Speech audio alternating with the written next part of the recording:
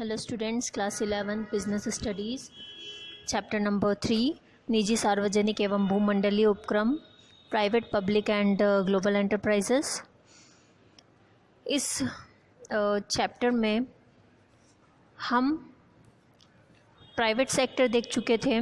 Public sector में हमने public sector के जो फॉर्म्स हैं वो देख रहे थे, जिसमें से विभागीय उपक्रम यानी departmental undertaking and public corporation यानी लोक निगम या सार्वजनिक निगम हम कर चुके थे।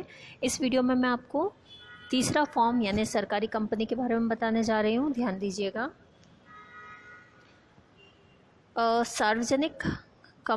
सार्वजनिक क्षेत्र के अंतर्गत जो गवर्नमेंट कंपनीज़ हैं उनका बहुत ही इम्पोर्टेंट प्लेस है। ऐसी जॉइंट स्टॉक कंपनी जिसकी ओनरशिप एंड कंट्रोलिंग जो है, मैनेजमेंट जो है वो गवर्नमेंट के अंडर हो, तो उसे हम गवर्नमेंट कंपनी बोलते हैं। अगर मैं आपको भारतीय कंपनी अधिनियम के अकॉर्डिंग यानी इंडियन कंपनीज एक्ट के अकॉर्डिंग डेफिनेशन बताऊं इसकी, तो सरकारी कंपनी का आशय एक ऐसी कंपनी से है जिसकी चुकता अंश पूंजी का कम से कम 51% अंश किसी केंद्र अथवा राज्य सरकार के पास हो। यानी गवर्नमेंट कंपनी वो कंपनी है जिसकी total paid up share capital जो है उसमें से एटलीस्ट 51% और मोर देन 51% शेयर्स जो हैं आइदर सेंट्रल गवर्नमेंट के पास और स्टेट गवर्नमेंट के पास या फिर दोनों ही गवर्नमेंट के पास हो, तो उसे हम सरकारी कंपनी या गवर्नमेंट कंपनी बोलेंगे। ओके, तो डेफिनेट थिंग है कि अगर बहुत ही सामान्य लैंग्वेज में हम बोलें तो अगर किसी कंपनी के आधे से ज़्यादा शेयर्स केंद्रीय या राज्य यानी सेंट्रल और स्टेट गवर्नमेंट या दोनों ही गवर्नमेंट्स के पास हों, तो ऐसी कंपनी जो है वो गवर्नमेंट कंपनी में इंक्लूड होती है।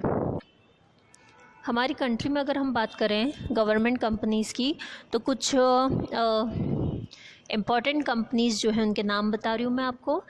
हिंदुस्तान स्टील लिमिटेड, हिंदुस्तान भारतीय टेलीफोन उद्योग limited, Hindustan salt company limited, Hindustan aircraft company limited, Hindustan shipyard limited, Bharat heavy electricals limited and steel authority of India.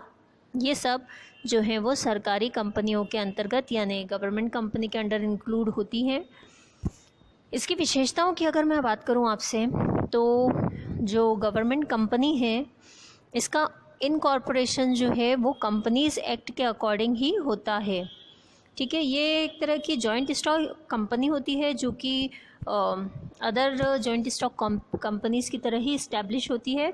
तो डेफिनेटली गवर्नमेंट कंपनी का इनकॉर्पोरेशन भी जो है वो गवर्नमेंट कंपनीज़ एक्ट 1956 के अकॉर्डिंग होता है। ये कंपनी भी किसी अदर पार्टीज़ के अगेंस्ट कोर्ट में केस फाइल कर सकती है एंड इवन कोई अदर पार्टी जो है वो भी कंपनी के ऊपर केस फाइल कर सकती है। ये कंपनी कॉन्ट्रैक्ट साइन कर सकती है अपने नेम से एंड अपने ही नेम से एसेट्स को भी परचेस कर सकती है। ये बाकी जो अदर पब्लिक कंपनीज़ होती हैं उसकी तरह इसका भी जो मैनेजमेंट है वो कंपनीज़ एक्ट में जो प्रोविज़न्स प्रोवाइडेड है उन प्रोविज़न्स के अकॉर्डिंग ही होता है। इसके अलावा इन कंपनीज़ में जो एम्प्लॉयज़ वर्क करते हैं वो कंपनी के अंतर नियम यानी आर्टिकल्स ऑफ एसोसिएशन में जो भी रूल्स रेगुलेशंस दिए होते हैं उन्हीं रूल्स एंड रेगुलेशंस के अकॉर्डिंग एम्प्लॉयज़ का सिलेक्शन होता है। ये कोई गवर्नमेंट एम्प्लॉयज़ नहीं होते हैं यानी इन्हें गवर्नमेंट एम्प्लॉयज़ नहीं माना जाता है। ओके, मैनेजमेंट की अगर हम बात करें तो मैनेजमेंट में चेयरमैन या जो मैनेजिंग डायरेक्टर है वो गवर्नमेंट से होते हैं। बाकी सारे व्यक्ति जो हैं यानी बाकी जो एम्प्लॉयज़ हैं वो नॉर्मल पर्सन्स होते हैं, उन्हें गवर्नमेंट एम्प्लॉय के अंडर इंक्लूड नहीं किया जाता है। ये जो गवर्नमेंट कंपनीज़ होती हैं अकाउंटिंग एंड ऑडिटिंग के जो रूल्स हैं गवर्नमेंट वाले, उन रूल्स से ये फ्री रहते हैं।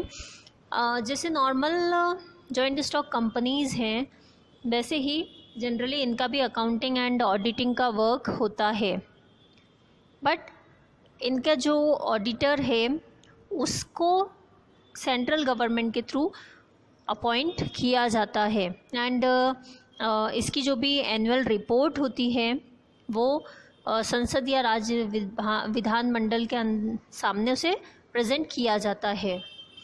गवर्नमेंट कंपनी अपने फाइनेंस की जो व्यवस्था है, मैनेजमेंट है, वो सरकारी अंशधारी यानी government share holders and private share holders से कर सकते हैं। ठीक है, यानी गवर्नमेंट के थ्रू जो इन्वेस्टमेंट है वो प्लस उसके अलावा कैपिटल मार्केट से भी ये कंपनीज जो हैं फाइनेंस की रिक्वायरमेंट को फुलफ़िल कर सकती हैं। ठीक है, तो ये तो थी इसकी विशेषताएं। नेक्स्ट हम बात करते हैं गवर्नमेंट कंपनी के लाभ या गुण। गवर्नमेंट कंपनी जो है इसका इनकॉर्पोरेशन काफ़ी इजी होता है, निर्माण करना इजी होता है। इसके लिए किसी विशेष अधिनियम यानी किसी स्पेशल एक्ट को पास करने की रिक्वायरमेंट नहीं होती। जैसे अदर कंपनीज इस्टेब्लिश की जाती है उसी तरीके से इनका भी इस्टेब्लिशमेंट होता है। देन नेक्स्ट पॉइंट इसके बाद गवर्नमेंट कंपनी अपने ऑपरेशंस एंड मैनेजमेंट के लिए काफ़ी फ्रीडम रहता है, इनके पास काफ़ी फ्लेक्सिबिलिटी पाई जाती है इसके फॉर्मेशन में। ये अपने कैपिटल, अपने मैनेजमेंट से रिलेटेड पॉलिसीज़ में इजीली चेंज कर सकते हैं। इसके लिए इन्हें कोई स्पेशल रिजोल्यूशन की ज़रूरत नहीं होती है। ये गवर्नमेंट कंपनी जो है ये अपने पॉलिसीज़ खुद क्रिएट कर सकती हैं और ट्रेडिंग पॉलिसीज़ को क्रिएट करके अपने अकॉर्डिंग बिजनेस को ऑपरेट कर सकते हैं। जैसा कि पब्लिक सेक्टर के अदर फॉर्म्स में गवर्नमेंट का इंटरफेरेंस पाया जाता है, वैसे गवर्नमेंट कंपनी में गवर्नमेंट का कोई स्पेशल या स्ट्रिक्ट इंटरफेरेंस या स्ट्रिक्ट कंट्रोलिंग नहीं होता है। यानी इसका जो मैनेजमेंट है ये बहुत इफ़ेक्टिवनेस के साथ किया जा सकता है। ये एक ऑटोनॉमस ऑर्गेनाइजेशन होता है, इसलिए इसका जो एग्जिस्टेंस है वो बाकी कंपनीज़ के कंपैरिजन में अलग होता है। ये कंपनीज़ जो हैं ये एप्रोप्रिएट प्राइस पर गुड्स एंड सर्विसेज प्रोवाइड करके जो प्राइवेट सेक्टर है उसकी मोनोपोली को रिड्यूस करने का भी वर्क करते हैं। ठीक है, तो ये तो थी गवर्नमेंट कंपनी के मेरिट्स। अब बात करते हैं इसके डीमेरिट्स के। गवर्नमेंट कंपनी के अगर डीमेरिट्स के बारे में हम बात करें तो सबसे पहली चीज़ कि जो ये गवर्नमेंट कंपनीज़ होती है इसमें मैनेजमेंट या जो मैनेजर्स होते हैं जनरली मैनेजिंग डायरेक्टर्स गवर्नमेंट के थ्रू डिसाइड किए जाते हैं और उनमें एक्सपीरियंस की कमी होती है, जिसकी वजह से ये कंपनी के डेवलपमेंट के लिए उतना ज़्यादा स्टेप्स नहीं ले पाते हैं और उनमें इंटरेस्ट की भी कमी होती है। एंड गवर्नमेंट कंपनी के जो एम्प्लॉयज़ होते हैं वो भी उतने अवेयर नहीं होते हैं, लापरवाह होते हैं, वो अपनी फुल एफिशिएंसी एंड कैपेसिटी से वर्क नहीं करते हैं।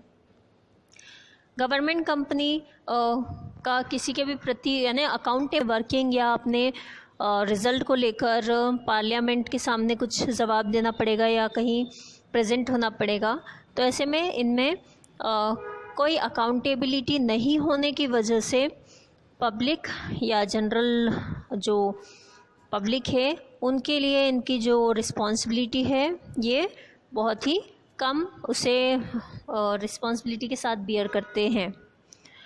इस टाइप की जो गवर्नमेंट कंपनीज़ है जनरली पब्लिक भी इन कंपनीज़ में बहुत ज़्यादा बिलीव नहीं करती, इनकी सर्विसेज या इनके जो गुड्स हैं उनको बहुत ज़्यादा पसंद नहीं करते हैं। ओके, इनडायरेक्ट वे में अगर हम बोलें हमने अभी मेरिट्स में बात की थी कि इसमें गवर्नमेंट का कोई स्ट्रिक्ट कंट्रोल नहीं होता, इंटरफेरेंस नहीं होता, बट जहाँ गवर्नमेंट या पॉलिटिकल पार्टी इन्वॉल्व है, पॉलिटिक्स इन्वॉल्व है, वहाँ गवर्नमेंट इंटरफेरेंस भी इन्वॉल्व होता ही है। ऐसे में जहाँ गवर्नमेंट इंटरफेरेंस होगा वहाँ प्रॉफिट अर्निंग कैपेसिटी जो है वो अफेक्ट होती है। गवर्नमेंट कंपनी पर कंपनीज एक्ट के प्रोविज़न उतने ज़्यादा इफ़ेक्टिवली इनेक्ट नहीं हो पाते हैं, बिकॉज ऑब्वियसली यहाँ गवर्नमेंट इंटरफेरेंस भी इन्वॉल्व होता है, एम्प्लॉयज़ भी उतने केयरफुल नहीं होते हैं, मैनेजमेंट भी उतना अप्रोप्रिएट नहीं होता है, इसलिए इस पे कंपनीज एक्ट के प्रोविज़न्स भी उतने इफ़ेक्टिवली यूज़ में नहीं आते हैं। देन ये जो गवर्नमेंट कंपनी है, इसमें बिजनेस ऑपरेशन करने के लिए बोर्ड ऑफ डायरेक्टर्स का सिलेक्शन या डिविडेंड का डिक्लेरेशन जो है, इसके सारे राइट्स गवर्नमेंट के पास होते हैं। ठीक है, तो ये सब तो थे इसके लिमिटेशन। होप सो आपको समझ में आया होगा। Thank you.